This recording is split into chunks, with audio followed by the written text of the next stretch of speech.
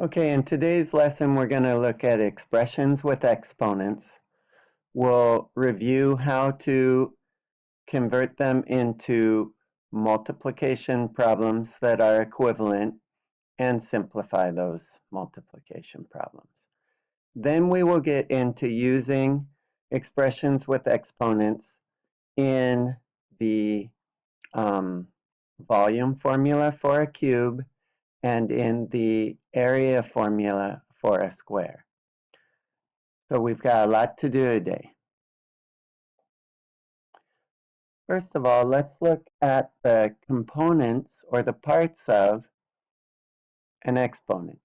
We have the base, which in this example is 5, and that's the number that's going to be used as a factor in our equivalent multiplication expression.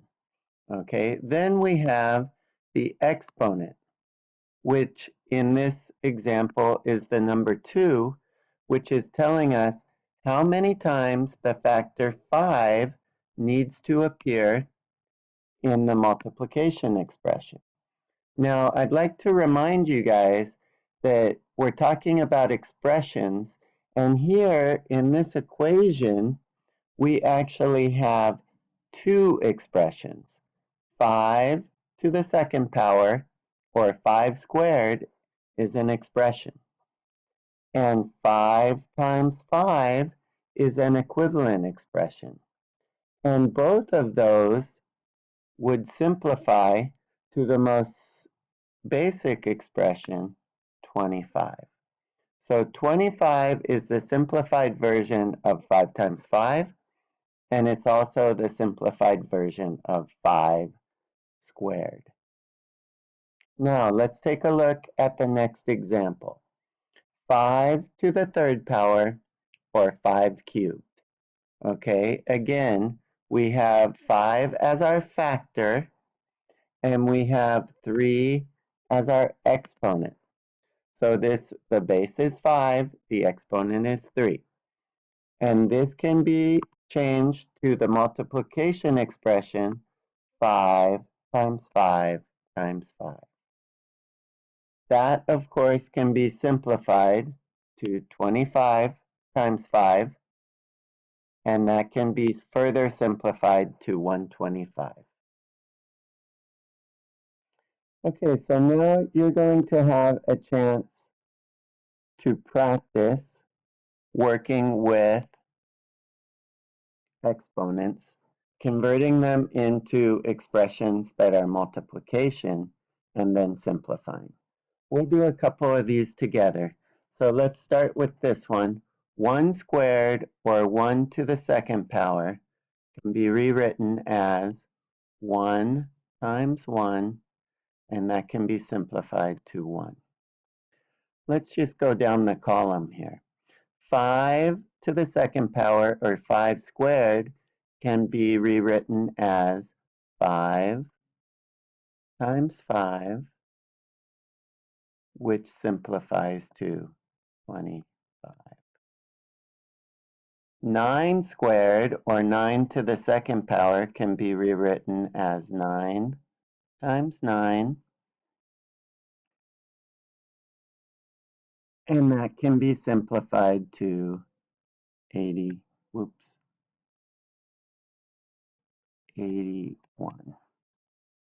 Okay, let's go ahead and do a couple more. Now these are to the third power, or cubed. Okay, so this is 1 cubed, 1 times 1 times 1. 1 times 1 is 1.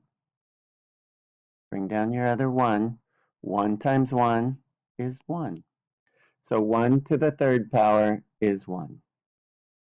Now, let's do one more together, and then you're going to pause and finish this side of the worksheet on your own.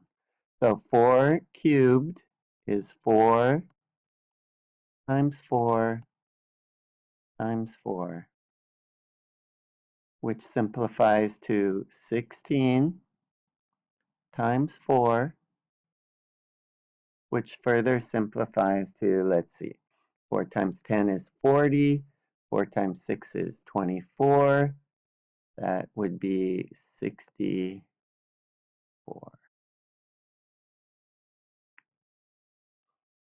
Okay, so now I'd like you to pause the recording and finish this side of the worksheet on your own. When you're done with these, we'll work with the formula for the area of a square and the volume of a cube. Okay, so hopefully you've finished that side of the worksheet. Now we're going to turn the worksheet over and we'll look at using exponents with the formula for area of a square and volume of a cube. So let's start with the formula for area of a square. This formula comes from the area of a rectangle formula, which is length times width. In a square, the length and the width are the same, so we just refer to it as side. And our formula is side squared equals area. So in this case of this square here, the side lengths are 3. So we square that. 3 squared, or 3 times 3, is going to equal 9. And then we write that as inches squared. Okay, now we'll scroll down. I'll scroll down and you'll move down on your worksheet. Let's see if we can we can use the formula to figure out the area of this square. So we have side length of 4 centimeters. So that's going to be, let me use blue, 4 to the second power, which is 4 times 4, right? Which gives me 16. And then my unit was centimeters, so that's going to be centimeters squared. So our answer is 16 centimeters squared. And remember, what this means is basically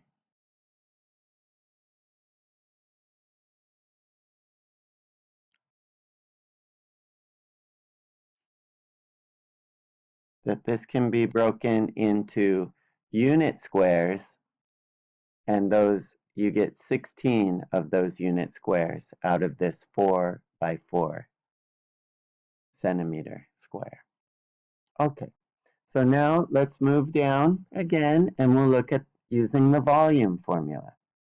The volume formula comes from the formula for a rectangular prism, which is length times width times depth. In a cube, all 3 of those are the same measurement. So for this first cube, we have 2 feet by 2 feet by 2 feet. Okay, so this would really mean how many of these little unit cubes